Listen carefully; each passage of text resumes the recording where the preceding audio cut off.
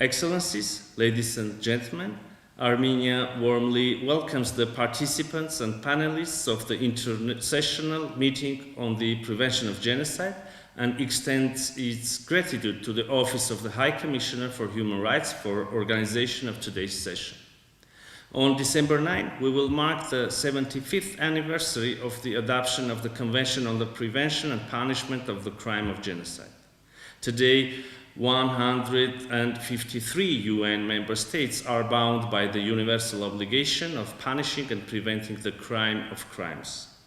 Indeed, the Convention is a powerful crime suspension multilateral treaty, but not only. Today, the obligations emanating from the Convention have been well mainstreamed in the resolutions of Human Rights Council on Genocide Prevention. Against this backdrop, I find it extremely important that the resolutions on genocide prevention enjoyed wide cross-regional support and consensus in the Human Rights Council. It reflects a larger international consensus on absolute imperative to prevent genocides through protection of individual and collective human rights of ethnic, religious, racial, and national groups. In this regard, the Human Rights Council is well placed to be at the forefront of genocide prevention. We hope that the synergies and the cooperation between the Office of the Special Advisor of the Secretary General on the Prevention of Genocide, treaty bodies, and special procedure mandate holders will be further strengthened and institutionalized. I take this opportunity to highlight the extensive work carried out by Special Advisor Ալիս Նդերիտուն. Excellencies, I have no doubt that the deliberations at this meeting will once again demonstrate the relevance of mass atrocity prevention in today's world.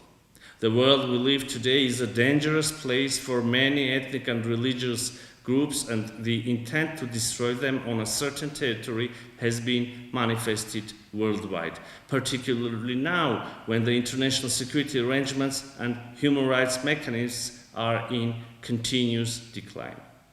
The very idea of eliminating right holders as the medium of resolving conflicts has never been so appealing for perpetrators of crimes as it is today.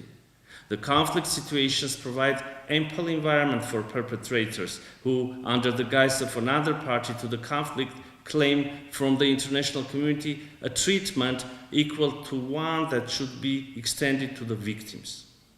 Disparity of force has always been a constant feature of genocide, and by saying force, I did not exclusively refer to military advantage of perpetrators, but their ability to use new technologies in disinformation and misinformation in order to dehumanize victims, prepare grounds for deadly actions with their subsequent justification. 1 year ago, the 4th Global Forum Against the Crime of Genocide, organized in Yerevan, considered the role of new technologies in genocide prevention both from positive and negative angles. The Yerevan Declaration, adopted during the forum, acknowledged that spread of disinformation and misinformation, particularly on social media platforms, can serve as a new propaganda tool to mislead and spread racism, intolerance, xenophobia, negative stereotyping, and stigmatization, to violate and abuse human rights and dehumanize groups on the basis of identity. Dear friends, the perpetration of mass atrocities, including genocides, continues to take a considerable time in all its phases. As a matter of fact, the collective punishment of targeted groups takes different forms and manifestations, evolving incrementally in its gravity, including through violations of international human rights and international humanitarian laws, disruptions of critical infrastructure, siege, and massive violence. Needless to say that many mass atrocities could have been prevented once early warning signals were identified during those phases. Collective failure should not be a justification for individual inaction for each and every UN member state. Another important dimension of international responsibility is an international protection of victims, including those forcibly displaced. 2 months ago, the Republic of Armenia provided shelter and means of subsistence to more than 100,000 refugees, the entire population of Nagorno-Karabakh uprooted from its ancestral homeland. Support of international community is essential in providing international protection for these victims of ethnic cleansing. Excellencies, decades ago, when Armenia assumed responsibility in mainstreaming human rights into genocide prevention, we were driven by our moral duty towards past.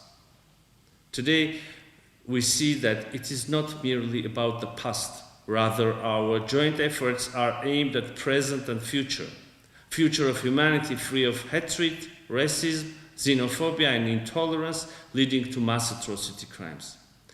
Despite all setbacks of international human rights and security system, we will continue to actively engage in Human Rights Council and other multilateral platforms for further elaboration of tools and mechanisms for prevention of genocides and other mass atrocities.